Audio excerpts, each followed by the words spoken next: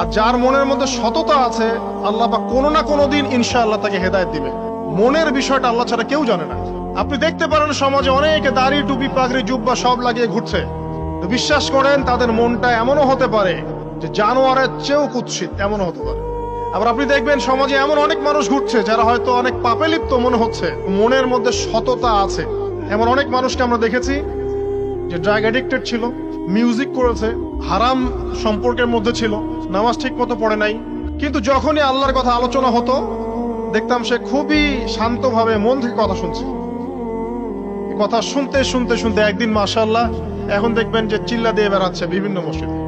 অচত নামাজ পড়েই ভেবে বসবেন না যে অনেক কিছু করে ফেলছে। এক চিল্লা দিয়ে মনে করে ফেলবেন না যে দিনের জন্য অনেক কিছু করে ফেলছে।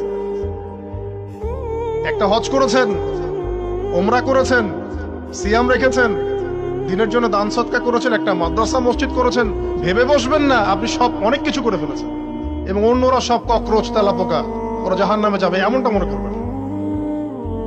জানি না আমরা যে কার আমলের কতটুকু আল্লাহর কাছে কবুল হচ্ছে। এক ব্যক্তি এত পাপ করেছে যে শেষে মৃত্যুর সময় সে সন্তানদেরকে ডাকছে, ডেকে বলছে যে আমি যখন মারা যাব আমার লাশটাকে তোমরা কবর দিও না, যদি আল্লাহ পাক আমাকে ধরতে পারেন তাহলে খবর আছে আমার। কি করতে হবে? সে বলছে যে আমার দেহটাকে তোমরা পুড়িয়ে ফেলবে এবং পুড়িয়ে ফেলার পরে ছাইগুলোকে একত্রিত করবা, করে অর্ধেক ছাই সমুদ্রে ভাসিয়ে দিবা, অর্ধেক ছাই বাতাসে উড়িয়ে দিবা। সন্তানরা তাই করলো। মৃত্যুর পর আল্লাহ পাক এই সমুদ্র এবং জমিনকে বাতাসকে আদেশ করলেন যে তোমরা ছাই জড়ো করে দাও। আর মানুষ আর জিন আল্লাহর কথা না শুনলেও এই প্রকৃতি আল্লাহ পাকের কথা শোনে। বিজ্ঞান বলে প্রকৃতি থেকে সব হচ্ছে। কি প্রকৃতি? প্রকৃতি কি, কাকে বলে? মানুষকে আল্লাহর ইবাদতকে বাদ দিয়ে প্রকৃতি পূজায় নিয়ে গেছে। এই পুরো প্রকৃতি আর মহাবিশ্বে এক আল্লাহর ইবাদত করে। কে সৃষ্টি করলো প্রকৃতি? প্রাকৃতিক ভাবে হয়েছে সবকিছু বলে, আল্লাহ থেকে হয়েছে বলা যাবে না। বললে আপনি মৌলবাদী হয়ে যাবেন। আল্লাহ শব্দ ইউজ করলে আপনি মৌলবাদী হয়ে যাবেন। ধর্মতাত্ত্বিক শব্দগুলোকে আস্তে আস্তে উঠিয়ে দেওয়া হয়েছে। দেখবেন যুক্তি, বিজ্ঞান, দার্শনিক শব্দগুলোকে আনা হয়েছে। এটাও টেকনিক্যালি করা হয়েছে। কোন সেকুলার মিডিয়াতে আপনি দেখবেন না ইনশাআল্লাহ বলছে। ইনশাআল্লাহ প্রমাণ করবে যে আপনি আস্তিক না নাস্তিক। তো প্রকৃতিকে আল্লাহ পাক আদেশ করলেন এই সমুদ্র ছাই জড়ো করো, এই বাতাস ছাই জড়ো করো। তারা ছাই জড়ো করে দিল। এই ব্যক্তিকে বলা হচ্ছে তুমি জীবিত করে আল্লাহ পাক বলছেন তুমি যে এই কাজটা করেছিলে, লিমা ফাআলতা হাদা, তুমি এই কাজটা কেন করেছো? তখন এই ব্যক্তি উত্তর দিচ্ছে মিন খাশিয়াতিকা ইয়া রাব্বি ওয়া আনতা আ'লাম। হে আল্লাহ, আমি আমার বুঝে যা এসেছে আপনার ভয়েই আমি এই কাজটা করেছি, আর আপনি খুব ভালো করেই জানেন যে আমি আপনার ভয়ে করেছি নাকি অন্য কোনো কারণে করেছি।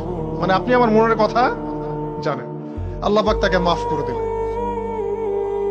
আপনাদেরকে আমি সেই ব্যভিচারী মহিলার কথাও মনে করাই। ওই মহিলা, যে ব্যক্তি একজন যৌনকর্মী ছিল, বা যেটা আমরা বলি ব্যভিচারিণী মহিলা ছিল, একটা কুকুরকে দেখেছে সে পানি পান করার জন্য তৃষ্ণার্ত, সে এটাতে মায়া করে দয়া করে তার মোজাটাকে নামিয়ে এই কূপ থেকে পানি উঠিয়ে কুকুরকে পান করিয়েছে। এই একটা কাজের বদৌলতে আল্লাহ রাব্বুল আলামিন এই ব্যভিচারী মহিলাকে মাফ করে জান্নাত দিয়ে দিয়েছে। হাদিসে এটাও এসেছে, নবী সাল্লাল্লাহু আলাইহি ওয়াসাল্লাম বলেছেন ইরহামু মান ফিল আরদ, তোমরা সবাই জমিনবাসীর প্রতি রহম করো। জমিনে মুসলিমই থাকতে হবে, তাদের প্রতি রহম করতে হবে এমন নয়, জমিনবাসী যারাই আছে সবার প্রতি রহম করো, জাতি, ধর্ম, বর্ণ নির্বিশেষে। এমনকি পশু পাখির প্রতিও দয়া করো। ইরহামু মান ফিল আরদ, জমিনে যারা আছে সবার প্রতি রহম করো। ইয়ারহামুকুম মান ফিস সামা, যিনি আসমানে আছেন তিনি তোমাদের প্রতি রহম করবে ইনশাআল্লাহ। ইসলাম এই কথাগুলো বলেছে 1400 বছর আগে। আজকের এই বিশ্বে, সোকল্ড এই মডার্ন বিশ্বে, যেখানে মানুষের রক্তের কোনো দাম নাই, সেখানে ইসলাম পশু পাখির অধিকার নিয়ে কথা বলেছে 1400 বছর আগে। কাদেরকে কি শিখাতে আসেন? কোরআন এবং সুন্নাহর বাইরে অভ্রান্ত সত্যের কোন উৎস আছে? এখানে যা আছে তাই চূড়ান্ত। মানতে চাইলে মানেন, না মানতে চাইলে জাহান্নামে যান, কেউ তো বাধ্য করছে না। লাকুম দীনুকুম ওয়ালিয়া দিন। আল্লাহ পাকের রহমত দেখেন। আরেকটা ঘটনা আছে এমন, একটা বিড়ালকে বেঁধে রেখেছিল এক মহিলা, খাবার দেয় নাই, কষ্ট দিয়েছে। একটা বিড়ালকে খাবার না দিয়ে কষ্ট দেওয়ার কারণে এই মহিলাকে আল্লাহ পাক জাহান্নামে পাঠিয়েছে। এরকম কত ঘটনা আছে, এই ঘটনাগুলো হাদিসের পাতায় বর্ণিত আছে। কোরআনে কি বলছে দেখো। কোরআনের আমি কয়েকটা পয়েন্ট আপনাদেরকে খালি বলছি, এটা নিয়ে আমি সকালে ভাবছিলাম। আল্লাহ পাক আদম আলাইহিস সালামকে সৃষ্টি করেছেন আমরা সবাই জানি, কিন্তু আল্লাহ পাক সূরা সাদের মধ্যে বলছেন ইবলিসকে, হে ইবলিস, তোমাকে কিসে বারণ করলো আদমকে সেজদা করতে, যে আদমকে আমি নিজের হাত দিয়ে সৃষ্টি করেছি। আল্লাহ রাব্বুল আলামিন যে আমাদেরকে এত যত্ন করে ভালোবেসে সৃষ্টি করেছেন, এটা কি আল্লাহ পাকের দয়ার নিদর্শন নয়? মহাবিশ্বের অন্য কোন মাখলুক সৃষ্টির ব্যাপারে আল্লাহ পাক বলেন নাই খলাকতু বিয়াদাই, আমি নিজ হাতে তাকে সৃষ্টি করেছি। শুধু সৃষ্টি নয়, সৃষ্টি করার পর আল্লাহ পাক তাকে সমস্ত নাম শিক্ষা দিয়েছেন। এই যে জ্ঞান শিক্ষা দেওয়া, জ্ঞান, এটা আল্লাহ পাকের সবচেয়ে বড় নিদর্শনগুলোর মধ্যে অন্যতম। এবং আল্লাহ পাকের সবচেয়ে বড় দয়া, আমার মত এটা, মানব জাতির উপরে আল্লাহ পাকের সবচেয়ে বড় দয়াটা হচ্ছে কি জানেন? আল্লাহ পাক আমাদেরকে জ্ঞান শিক্ষা দিয়েছেন, ওহী নাজিল করেছেন। এটা সব কিছুর ঊর্ধ্বে। কারণ আপনি তওবা করবেন, জ্ঞান লাগবে। নামাজ পড়বেন, জ্ঞান লাগবে। রোজা রাখবেন, জ্ঞান লাগবে। যাকাত দিবেন, ইলম লাগবে। আপনি দিনের যে কোনো আমল করেন, ইলম লাগবে। জান্নাত জাহান্নামের পথ খুঁজে পেতে হলে ইলম লাগবে। দেশ চালাবেন, ইলম লাগবে। অর্থনীতি চালাবেন, ইলম লাগবে। ইলম ছাড়া কিছু নাই, ইলমের উপরে কিচ্ছু নাই। এই ইলমটা আল্লাহ পাক কাকে শিক্ষা দিয়েছেন? আদম আলাইহিস সালামকে। আমরা তো শিখেছি সমাজবিজ্ঞান বইগুলোতে যে আমাদের পূর্বপুরুষরা নাকি গুহায় থাকতো আর গাছের ছাল পাতা খেয়ে থাকতো, তাই না?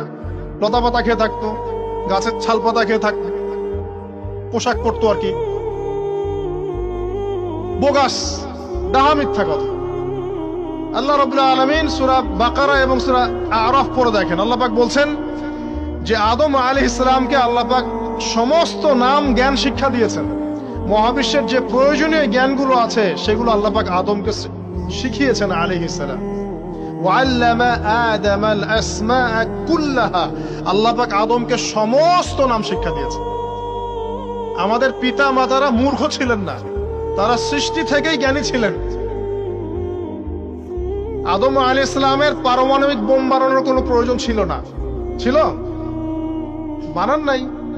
আপনার মধ্যে এই জ্ঞানটা আসছে কিভাবে? বাই ডিএনএ আপনি জ্ঞান পাচ্ছেন, কারণ আমরা আদম সন্তান। অনেক জ্ঞান আমাদের ভিতরেই আছে, এগুলো চর্চার মধ্য দিয়ে, গবেষণার মধ্য দিয়ে প্রস্ফুটিত হয় মাত্র। জ্ঞান ভিতরে আছে আমাদের, আমাদের পিতাকে জ্ঞানী করে পাঠানো হয়েছে। এই জ্ঞান শিক্ষা দেওয়াটা হচ্ছে আল্লাহ পাকের সবচেয়ে বড় দয়াগুলোর মধ্যে একটা। রহম করেছেন। শুধু তাই নয়, আদম আলাইহিস সালামকে এমন জ্ঞান শিক্ষা দিয়েছেন যে জ্ঞান ফেরেশতারা পর্যন্ত জানতো না। এটা কি দয়া নয়? এটা কি আদম সন্তানের প্রতি ভালোবাসা নয়?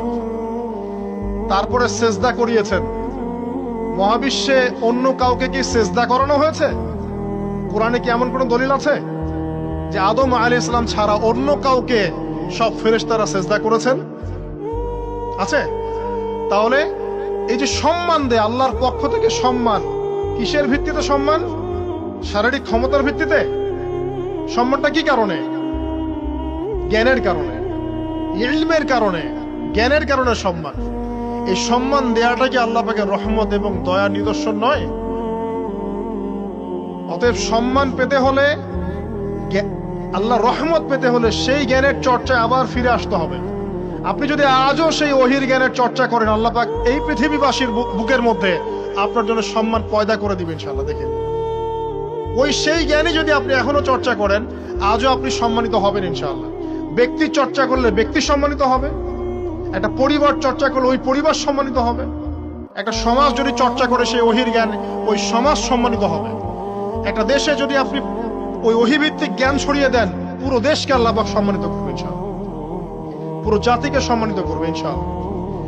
আরো সামনে যান, এই যে আদম এবং হাওয়া আলাইহিস সালাম গাছের কাছে চলে গেলেন, ফল খেয়ে ফেললেন, কারণ আমরা আদম সন্তান, ভুল করি।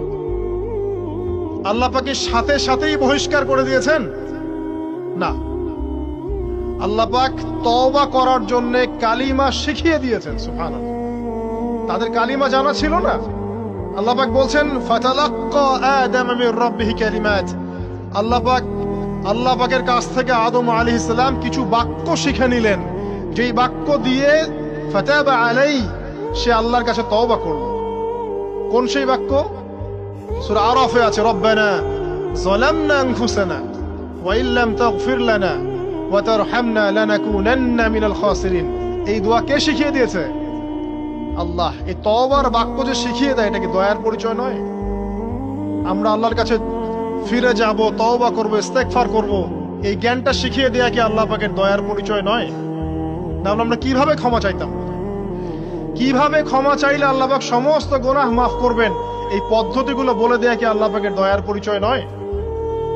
তারপর সামনে যান, পৃথিবীতে নামিয়ে দিয়ে আল্লাহ পাক ক্ষান্ত হয়ে যাননি। আল্লাহ রাব্বুল আলামিন আসমান থেকে হেদায়েতের গ্রন্থ পাঠিয়েছেন, বলেছেন এই গ্রন্থের মধ্যে যা আছে মেনে চললে তোমরা আবার জান্নাতে ফিরে আসবে ইনশাআল্লাহ।